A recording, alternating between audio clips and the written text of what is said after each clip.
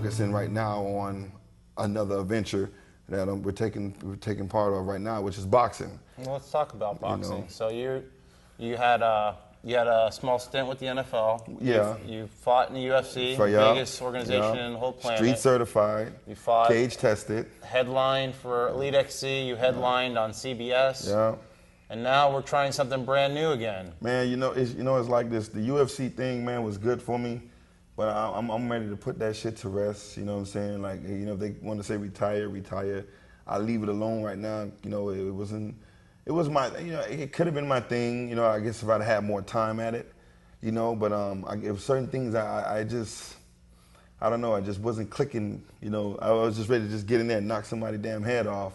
Well, I know that about you in training. I've watched you train a lot, and I know the way you think, and you want to go in there and you just want to scrap. I don't even think you necessarily care that much about the outcome. You want a great fight. Pretty much, that's what I wanted. But then it was so much other shit. Well, everyone wants to take you down, right? And then, but if I, if I'd have just, like I said, had more time doing other stuff, Charles, like, just wrestling and just doing other stuff, jiu-jitsu, just messing around, doing other stuff, then I probably would have been a much, much better fighter. Well, I don't know about that. I happen to think you did a great job, man. You went in there and you beat guys like Houston Alexander, who at the time, man, that guy was a very feared fighter, right. And you went in there and you fought the best guys in the world.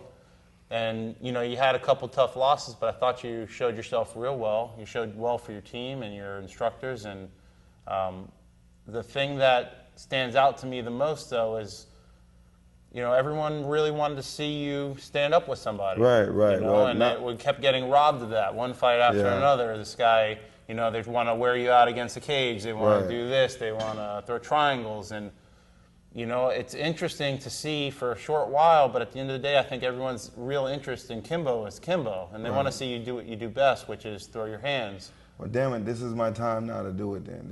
Everyone wanted to see that, so do I. And I feel like I'm in my world. I feel like this is my world, training-wise, trainer-wise. I'm up for grabs with trainer, as far as the trainer's concerned. Anyone can train me. I'd rather be trained. I can't say who I would want to be trained, trained from or trained with or trained by. I know what I like to do, and that's to throw my hands. I like to make a person slip. If a good trainer, if just a decent trainer can get with me and we can work on some skills, I will be a hell of a fighter in this boxing world. Yeah, I think so. I agree with you. I think you're going to do great. Because it's like second nature for me. You know what I'm saying? And every punch I throw every punch viciously. I throw every punch with the demeanor to hurt somebody. I want to break someone's ribs in this ring. I want to see if I can really flip a person's nose lip up. Knock a teeth out, crush an eye bone. I want to see if I can really do this type of shit.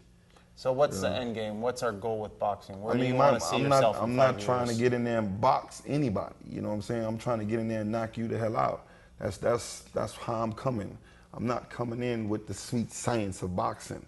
I'm coming in as a fighter. You know what I'm saying? I'm coming in to fight with you, to bang with you, to knock you down, to knock you out.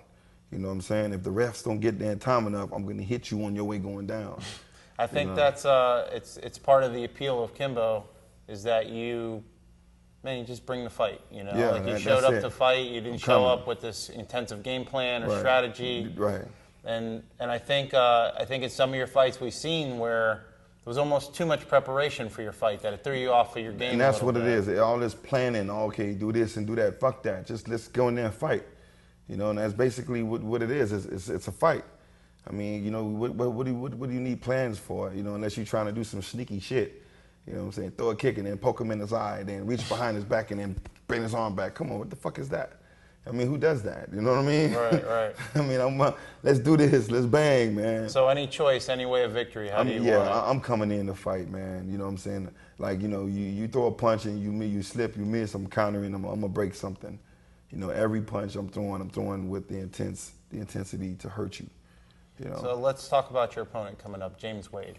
He's I don't know much about this guy I'm fighting. I let my trainer, who's at the time now, his name is Randy Katami. He's my trainer. I like him. We have good chemistry together. We work good together. He worked with me during a lot of my MMA days. We have good chemistry together. He's originally a boxing instructor, I like him. I like working with Randy. I like our chemistry together.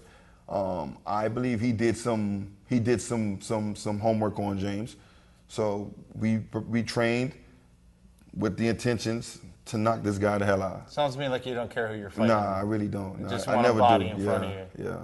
All right, well, that's exciting. I That's think what's up, man. I think we're going to see a great fight coming on Saturday. Yeah. I think we're all looking to see you knock this guy out in the first round.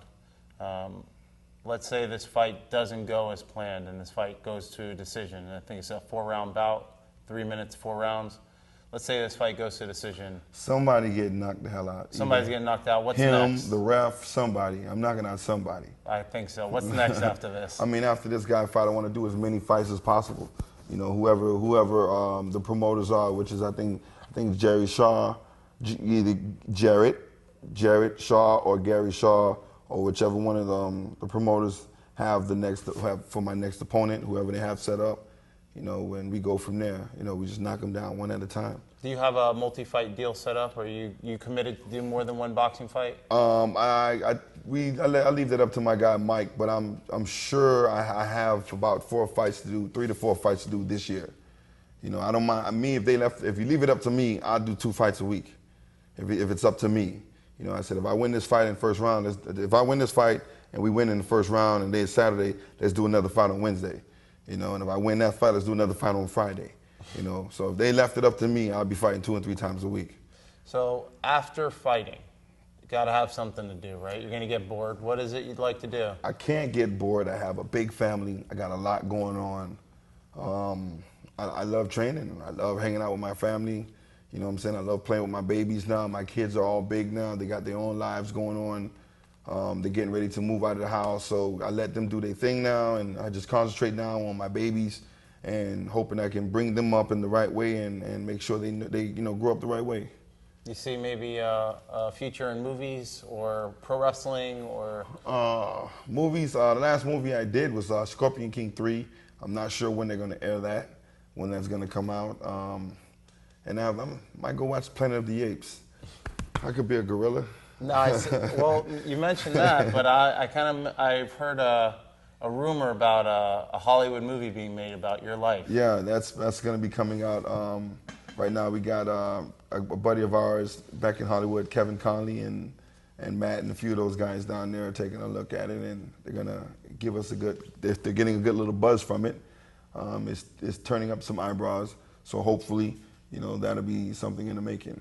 That'd be awesome, and I think everybody out there would love to see the Kimbo Slice story and get to see how you grew up, you know, and see some things in your life that it's still a little bit of a mystery out there for these guys. That's going to be a pretty damn good movie. There's a lot of things that took place in my life that a lot of people don't know about. I had a hard time sharing it, but, you know, through this movie, then people will probably look at things a little bit differently, you know. It'll be a good movie. That's all I can tell you. Awesome. Well, Kimbo, thank you so much for sitting down with us. Charles, thanks for having me.